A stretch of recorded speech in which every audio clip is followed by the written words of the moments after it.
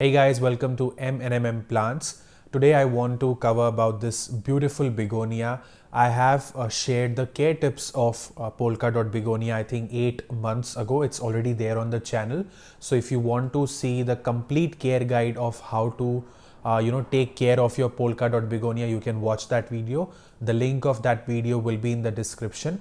But today I want to share something specific, and that is how to have a lot of blooms in begonia, a lot of flowers, and especially long lasting flowers, because I have had that success of getting these numbers of flowers in this small plant and long lasting flowers. Like once the flowers start blooming, they're at least there on the plant for like 3-4 months, and I'm not kidding at all. It's at least there for 3 to 4 months.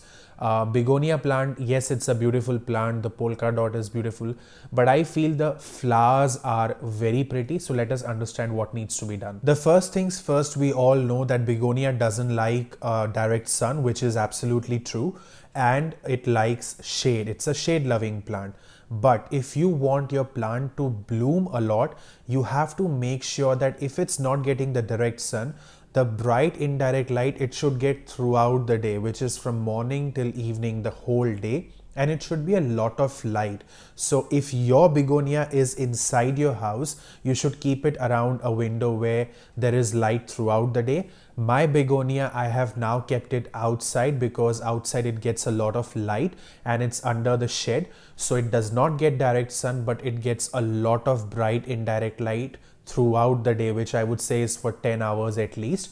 Because of that, the flowers, the plant gets that strength to produce flowers because of that light. Now what I do is, when the temperature is not too harsh, like it's less than 20 degrees Celsius, if it's winter at your place and if you have kept the begonia outside, it's okay to give your begonia the early morning sun. I am not talking about the afternoon sun, not the sun after 11 a.m. or 12 p.m. But before that, the morning sun that you have for an hour, 2 hours, 3 hours, morning sun is fine, but only in winter, not in summer. If you give that, your begonia will not dry. Now, what you can do is, you should have a look at the leaves of begonia. If you feel that even by keeping the plant in 2 hours of direct sun, it's getting those brown crispy leaves, stop keeping it in for direct sun. I have tried with this plant, it gets morning sun, early morning sun, 2 hours I guess, and then it just gets indirect light, and you can have a look at the health of the plant. If you watch 8 months ago, it's the same plant, same pot. I have not done any big changes. All I have done is I just continuously keep on pruning the plant because this went very big, so I just pruned it from the top part, and I always keep the bottom part empty because I don't want anything to touch the soil, because if anything doesn't touch the soil, the fungal attack chances reduce a lot. So there is a lot of aeration here, down here. Now next thing is, whenever there is a flower on your plant, obviously the plant requires a lot of strength to bloom, and next thing is to keep the flowers alive on that plant.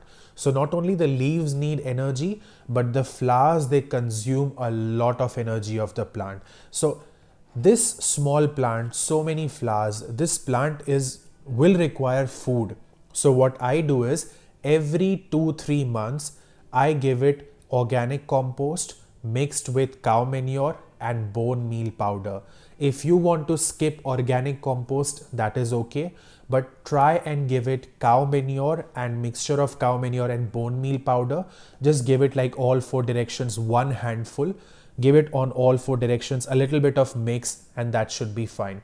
If you have a look here, this is all cow manure. This top part is all cow manure. This is all bone meal powder. And I change it like top 2-3 inches. I change it like every 2-3 months because cow manure has a lot of phosphorus. Bone meal powder is a great food for the plant, all organic, no chemicals added, and that organic food will help the plant to bloom. And obviously once it starts blooming, you'll be so happy because yes, I feel the leaves are very attractive, but the moment you see flowers on your begonia, you feel that yes, it's something next level that has happened with the plant, and it's you just feel proud about yourself, when you own that begonia. So again, the same thing, I would come back to the last point, and that is begonia. Obviously, you can use it as both indoor plant and outdoor plant. I am currently using it as an outdoor plant.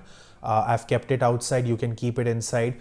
But if you take care of the light positioning, I think sometimes when you keep your plant inside the house, you struggle giving your plant a lot of light. That's why your begonia may survive, because it's less light. It will not die because it loves that. But you'll see that there's a lot of leaves coming out, because of which, yes, if you want your begonia just for the leaves, go for it. That's perfectly fine. But if you want to have those pretty flowers, I reckon you should get them out sometimes, give them a lot of light, and that ways you'll see a lot of bloom in your begonia. So I hope you enjoyed this video, and I hope your begonia also blooms a lot, and it blooms with those long lasting flowers, these pretty flowers. Keep on pruning your plant, keep it clean, keep it moist and humid. If it's inside your house, just use maybe a humidity tray or a humidifier, or the way you just maintain the humidity of the house. Maybe you've kept your plants in bathroom or kitchen. If not, if you're keeping it outside, you have to make sure that it's under shed and it's surrounded with a lot of plants or grass or trees, or the way you maintain your humidity outside. Like the way I maintain humidity is I just keep a lot of plants together, and every few days I just give them all a good shower. That ways they just exchange that energy, they exchange that humidity amongst each other, and the humidity level is maintained. Right now it's like winter, and in winter it rains a lot in Australia. So for few months I absolutely do not need to worry about humidity, because it's always more than 80%, which is great for these plants. But yes, in summers it's pretty dry in Australia, and just for 3-4 months, which is from November end towards March, I have to be careful with my plants because it's dry in those months, and I just keep on giving them regular showers. But apart from there, from April till September, October, it's pretty cool in Australia. It's cold, temperatures are down, it's humid, so I don't have to take much care in those months in regards to humidity. So you have to figure out where you live, what's the humidity level, because these plants, if they don't get proper humidity, they just go brown in color. They'll have those crispy patches on the leaves, and that sign, that crispy leaves, brown leaves, is a signal to you that I need more humidity, I need a more moist environment. So you should just do something in regards to that. But with that, it was pleasure sharing about how to get a lot of blooms in begonia. I'll see you next time with another video. Do a lot of gardening. It will be like a meditation to you, and it will help you to have a peace of mind. Bye for now.